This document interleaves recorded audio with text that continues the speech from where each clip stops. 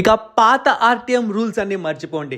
కొత్తగా ఆర్టీఎంలో ఇంకొక రూల్ని తీసుకొని వచ్చారు, రైట్ టు మ్యాచ్ కార్డ్లో.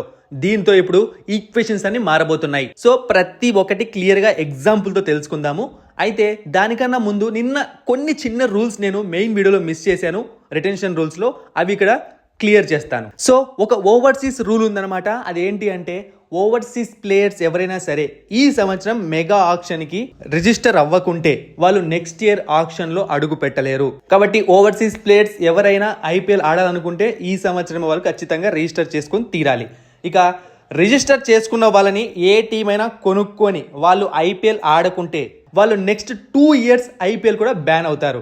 అప్పుడు మీకు డౌట్ రావచ్చు, ఏవైనా హెల్త్ ఇష్యూస్ ఇలాంటివి ఉంటే అవి వాళ్ళు అర్థం చేసుకుంటారు. కానీ కొంతమంది కావాలని స్కిప్ చేస్తారు. నిజాలన్నవి ఫ్రాంచైజీలకు తెలిసిపోతాయి మనకు తెలియకుండా. సో దాని ప్రకారం వెళ్తుంది. ఇక నుంచి ఓవర్సీస్ ప్లేయర్స్ బాగా ఇబ్బంది పడాలి సరైన రూల్స్ పాటించకుంటే. ఇక నెక్స్ట్ ఇంపాక్ట్ ప్లేయర్ రూల్ అన్నది 2027 ఐపీఎల్ వరకు కంటిన్యూ అవుతుంది. ఆ తర్వాత మళ్ళీ కంటిన్యూ చెయ్యాలా వద్దా అని చెప్పి నిర్ణయం తీసుకుంటారు. సో ఇప్పుడు మనం మన ఆర్టీఎం మ్యాటర్లోకి వెళ్ళిపోదాము. అయితే తెలుగు బస్ టెలిగ్రామ్ ఛానల్లో జాయిన్ అవ్వండి. డిస్క్రిప్షన్ బాక్స్లో లింక్ ఉందన్నమాట. సో మీకు main important cricket updates, match predictions అన్ని కూడా అక్కడ దొరుకుతాయి. అసలు మిస్ అవ్వకండి, తొందరగా వెళ్ళి జాయిన్ అవ్వండి. So right to match card కొత్త రూల్ ఏంటి అంటే, నేను ఎగ్జాంపుల్తో చెప్తాను. ఇక్కడ విరాట్ కోహ్లీని ఎగ్జాంపుల్గా తీసుకుంటున్నాను. ఆర్సీబీ టీంలో ఉన్న విరాట్ కోహ్లీ ఒకవేళ ఆక్షన్కి వచ్చాడు అనుకుందాం, ఇది ఎగ్జాంపుల్. అతని కోసం అన్ని టీమ్స్ పోటీ పడుతున్నాయి. చెన్నై సూపర్ కింగ్స్ 10 కోట్ల బిడ్ వేసింది కోహ్లీ కోసం.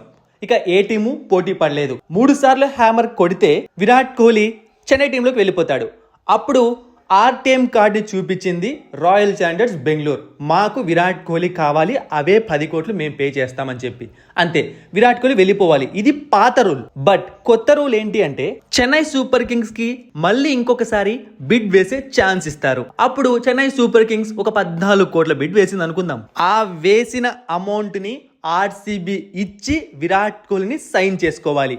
ఇదనమాట కొత్త ఆర్టీఎం రూల్. సో ఊరికే ఆర్టీఎం కార్డ్ ఎత్తితే సరిపోదు, మళ్ళీ వాళ్ళ వాల్యూ పెరిగాకే తీసుకోవాలి. ఇది చాలా గేమ్ చేంజింగ్ అనమాట. దీంతో తలలు బాదుకోవాల్సి వస్తుంది ఆర్టీఎం కార్డ్ని ఎలా యూజ్ చేయాలి ఏంటి అని ఏ టీం అయినా. ఎందుకంటే ఇంకొకసారి ఛాన్స్ ఇచ్చినప్పుడు అది ఎక్కువ ప్రైస్కి వెళ్ళినా కూడా ఆశ్చర్యపోనవసరం లేదు.